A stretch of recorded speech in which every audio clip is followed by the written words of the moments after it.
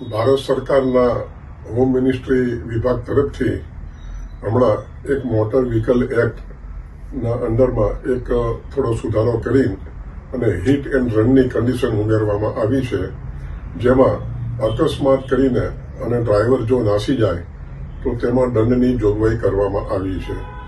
જે દંડ ડ્રાઈવરે ભરવાનો છે, 5 લાખ રૂપિયા, 10 લાખ રૂપિયા, જે બી હોય. આ કાયદાની થોડી ગેરસમજ કહો અથવા કાયદાનો વિરોધ માટે ભારત દેશના તમામ ટ્રક ડ્રાઈવરો હડતાલ ઉપર ઉતરી ગયા છે અને રસ્તા બંધ કરી દીધા છે, હાઈવે બંધ કરી દીધા છે અને ચક્કાજામ થઈ ગયું છે.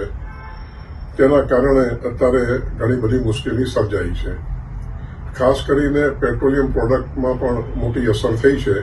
પરંતુ જો ગુજરાતની વાત કરીએ તો ગુજરાતમાં અખિલ ગુજરાત ટ્રક ટ્રાન્સપોર્ટ એસોસિએશન તરફથી એક સર્ક્યુલર બહાર પાડવામાં આવ્યો છે, જેમાં કાયદાની સમજ આપવામાં આવી છે અને એ કાયદાની સમજ મુજબ ડ્રાઈવરને એવી કોઈ મોટી તકલીફ થાય એવી નથી જો કાયદાનું અમલીકરણ કરે તો.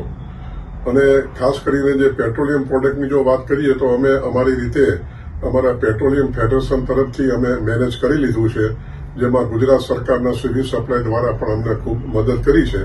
માટે ગુજરાત રાજ્યમાં પેટ્રોલ ડીઝલની કોઈ અછત નહીં વર્તાય, કોઈ લાઈનો નહીં લાગે અને પ્રજાને કોઈ પેટ્રોલ ડીઝલની તકલીફ નહીં પડે આ હડતાલના કારણે, તેવી અમે પેટ્રોલિયમ ડીલર એસોસિએશન તરફથી પ્રજાને ખાતરી આપીએ છીએ. માટે પ્રજા કોઈ આમાં હેટ્રિક કરીને અને પરેશાન ન થાય એવી અમારી વિનંતી છે.